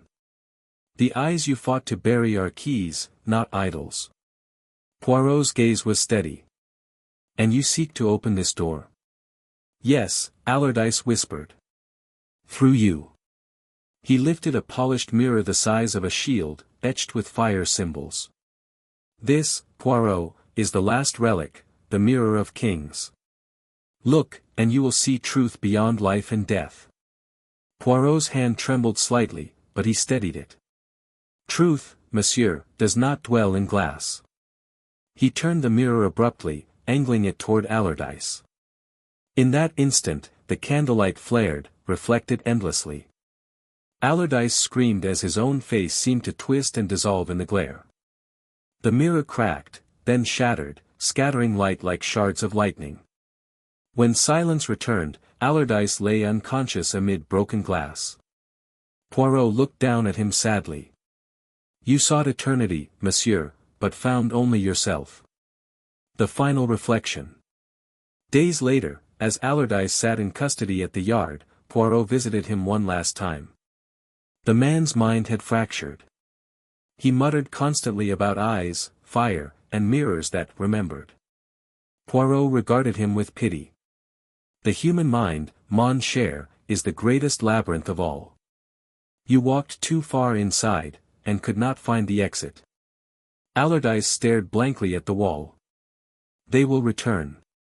You cannot destroy an idea. Poirot rose. Non, monsieur. But you can confine it, within reason, within truth. That is where superstition goes to die. He left without another word. Epilogue, The Mirror and the Mind.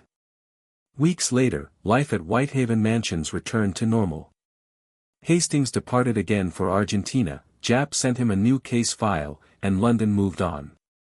Poirot, ever precise, restored his apartment to its perfect balance. Yet he kept one object locked in his desk, the small silver mirror. One evening, as the sun set, he opened it once more. For a moment, he thought he saw movement, not his reflection, but the faint outline of a desert horizon, and the glint of 3 eyes in the sand. He smiled faintly. Ah, so even memories have reflections. He closed the mirror gently. But that, mon ami, is why I trust not the eye, but the little grey cells. Outside, the last rays of light vanished into the London mist, and the case of the Fire Kings finally faded into history. Part 9, Ashes of the Phoenix. Return to Marrakesh. The sun had barely risen when Hercule Poirot stepped off the train at Marrakesh Central Station, the familiar heat and scent of spice sweeping over him like a memory resurrected from a dream. 3 years had passed since he had last set foot here, since the night the eye of Marrakesh had been buried, both literally and symbolically, beneath sand and silence. Now, as he stood in the throng of traders, beggars, and travelers, it felt as though the past itself had summoned him. A telegram had arrived at his London flat 2 weeks earlier, written in trembling hand. Monsieur Poirot, danger returns. The Fire Kings are not dead.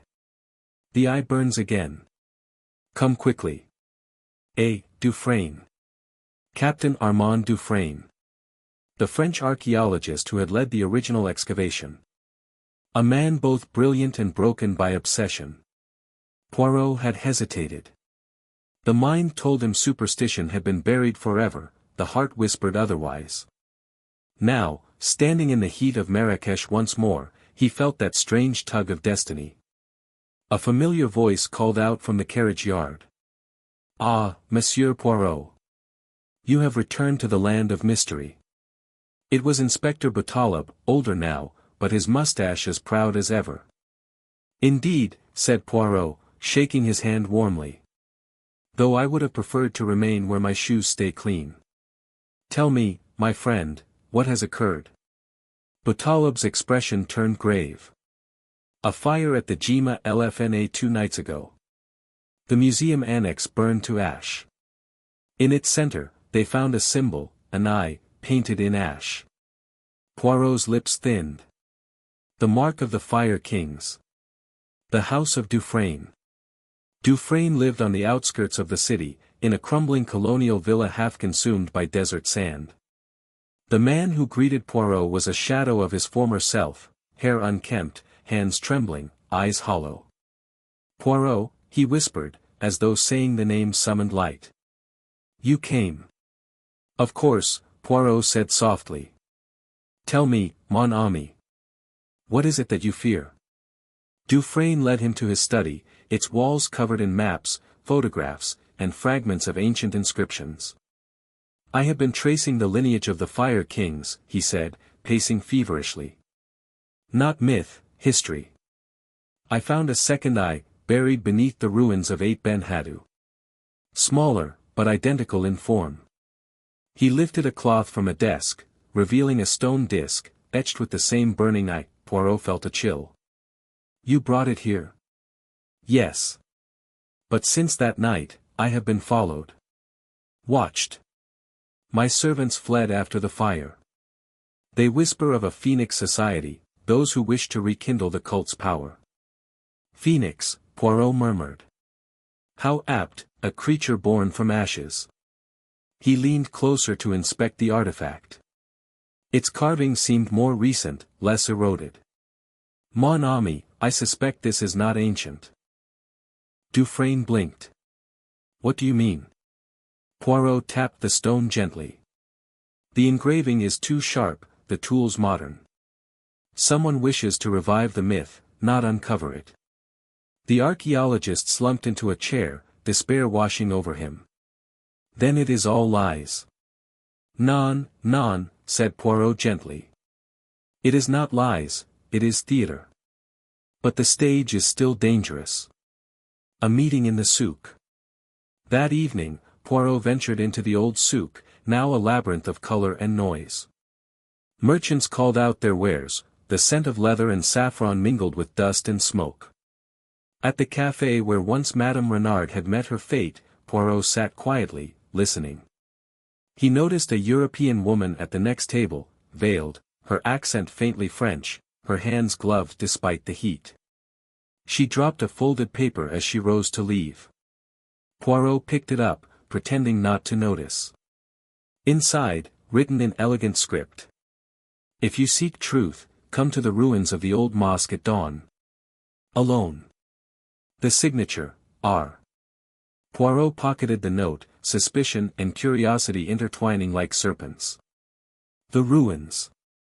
At dawn, the city lay still, the call to prayer echoing across domes and minarets. Poirot arrived at the old mosque, a skeletal structure half consumed by time.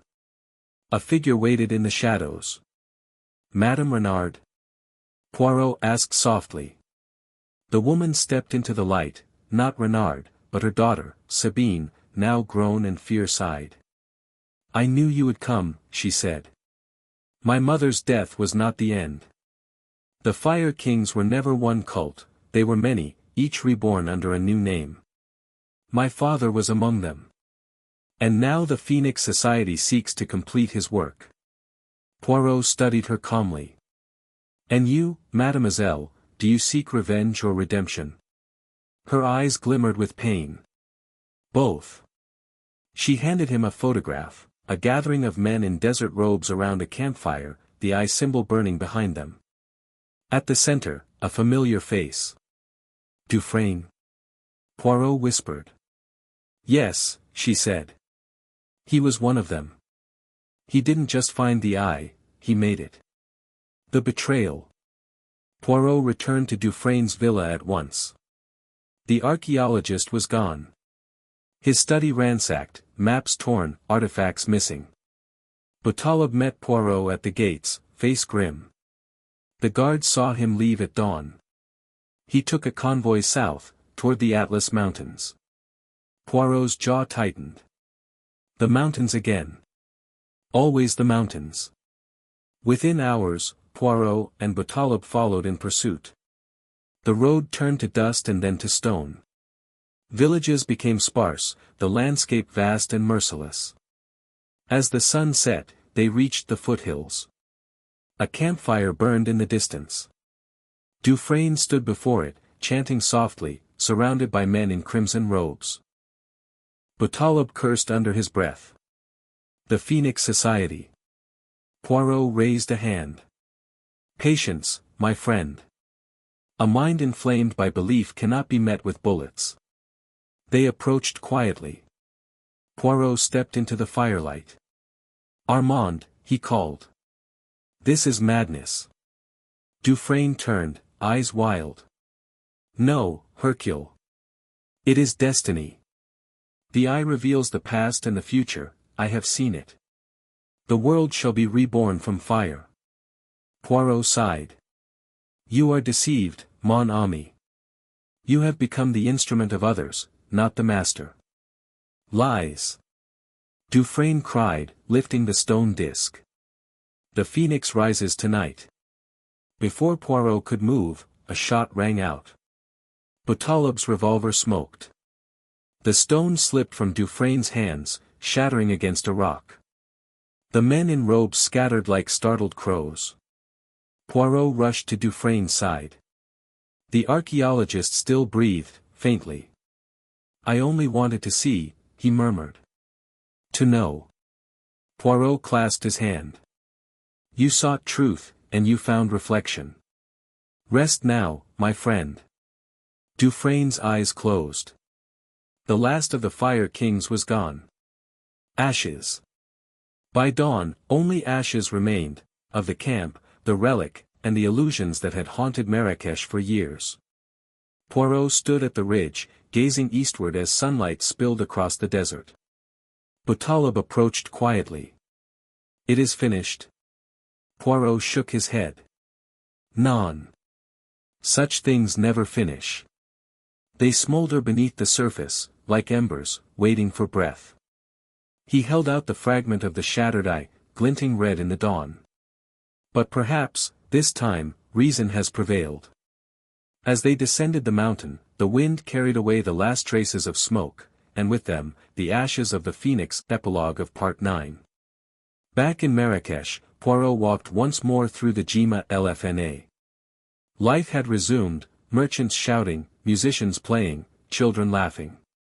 He paused before a mirror seller's stall, where a dozen small mirrors glittered in the sun. "Perhaps," he murmured, "there is wisdom in reflection, after all, so long as one does not mistake it for prophecy." He smiled faintly, tipping his hat to the vendor, and disappeared into the crowd. Part 10, The Final Flame. The silence after the ashes. For weeks after the events in the Atlas Mountains, Marrakesh seemed to sleep. The fires had been extinguished, the men in crimson robes vanished, and the foreign archaeologists quietly withdrew, leaving only whispers in the bazaars. To most, the affair of the Phoenix Society was already fading into rumor. But not to Hercule Poirot.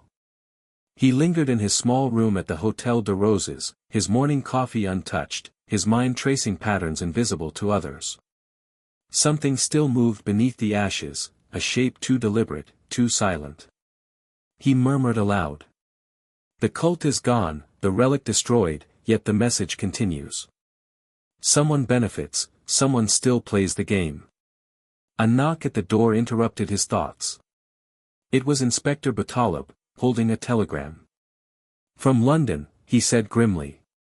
"Scotland Yard requests your return. A murder, perhaps connected." Poirot read the message and his eyes narrowed. Victim, Dr. Vincent Allardyce.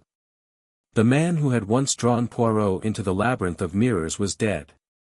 And beside the body, the police had found a symbol drawn in ash, the Eye of Marrakesh. Poirot sighed softly. "So, the flame travels. Very well, mon ami. Let us return to London one last time." London in the fog. The city greeted Poirot with the same grey drizzle and indifference it always had. Yet, this time, there was tension in the air, something sharp and metallic beneath the ordinary bustle. At Scotland Yard, Chief Inspector Japp met him with his usual gruff affection. "Blimey, Poirot, you don't half bring a storm with you." Allardyce, dead in his study, no sign of struggle, door locked from inside. And then that blasted eye again. It's enough to make a man superstitious. Poirot merely smiled. "You, Japp, are far too practical for superstition. Yet, I suspect this crime is not one of faith, but of calculation." He examined the scene that night, the elegant study lined with books, the smell of incense faint in the air. Allardyce's body lay slumped across the desk, eyes open, face serene, as if in contemplation rather than death. On the desk, a burned scrap of paper read. "The flame will judge those who stole its light." And beside it, a passport, issued not to Allardyce, but to Armand Dufresne. Poirot frowned. "Mais non, the man is dead. Or someone wishes us to think otherwise," Japp muttered. Poirot's gaze moved to the mantelpiece, where a small silver mirror rested. Its surface was darkened, as though scorched. He tapped it gently. Ashes, mirrors, and resurrection, the pattern continues. Someone seeks not to revive the cult, but to rewrite it. The Phoenix returns. Days later, Poirot received an invitation to a private lecture at the Royal Institute of Antiquities, titled The Fire Kings and the Origins of Civilization.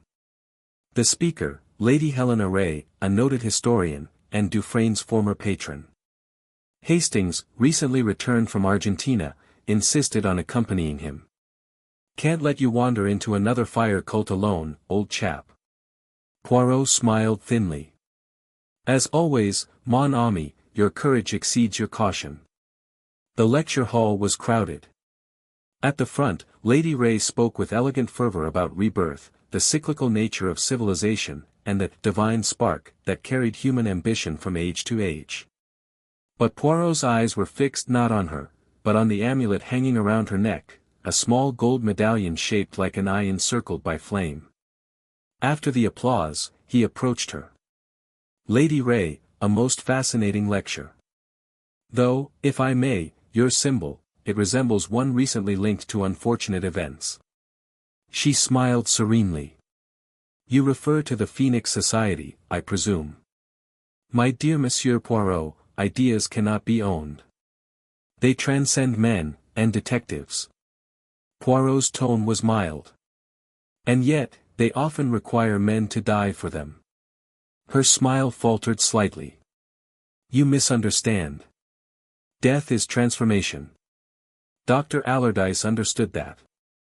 Poirot's gaze sharpened. "Indeed. So well that he left you a message, in ash." Her eyes flickered, just once. Poirot bowed politely and left. Hastings followed, whispering, "You think she's behind it all?" Poirot's voice was low. "I think, mon ami, that she is the survivor, the flame's final keeper." The gathering storm. That evening, Poirot requested Japp's assistance to place discreet surveillance on Lady Ray's estate in Surrey. Within a week, they learned she hosted secret gatherings, scholars, politicians, and wealthy patrons, all speaking in riddles about illumination through fire. Poirot decided to attend one uninvited. On the appointed night, he arrived dressed impeccably in black tie. The great hall glowed with candlelight, at its center stood a grand brazier burning with perfumed smoke. Lady Ray greeted him calmly. "Monsieur Poirot. I wondered when the flame would draw you back." "Curiosity, madam, is not so different from faith," he replied. "Both burn, though one seeks truth, the other illusion." She laughed softly. "Perhaps they are the same." The guests circled the brazier as she began her oration, quoting from fragments of the Fire King's supposed scriptures, phrases of renewal, of judgment through flame. Then, in a gesture of ceremony, she lifted the gold medallion from her neck and placed it into the fire. The flames surged higher, blue and gold. Gasps rippled through the crowd. Poirot stepped forward. "Très dramatique, madame. But tell me, did Dr. Allardyce die for your performance as well?" The room froze. Lady Ray's expression changed, calm slipping into coldness. "He betrayed the vision. He wished to sell the relics to the British Museum. The flame does not forgive betrayal." Poirot's voice softened. "So you killed him. Not for belief, for possession. You feared his silence would extinguish your fame." Her eyes blazed. "He stole my destiny." Poirot nodded sadly. "No, madam. You stole his reason.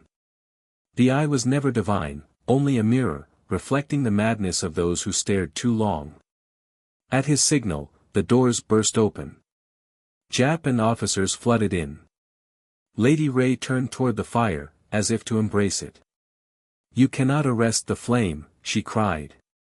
But Poirot stepped between her and the brazier. "Non, madam. The flame is eternal. It does not need you." She fell to her knees as the officers seized her, her laughter echoing like the crackle of fire. The truth revealed. Later, in Japp's office, Hastings stared at Poirot. "So it was her all along." She organized the Phoenix Society. Poirot nodded. Yes. Lady Ray financed Dufresne's expedition years ago. When the relic was found, she saw an opportunity, to resurrect the myth, to build a cult of intellect and power.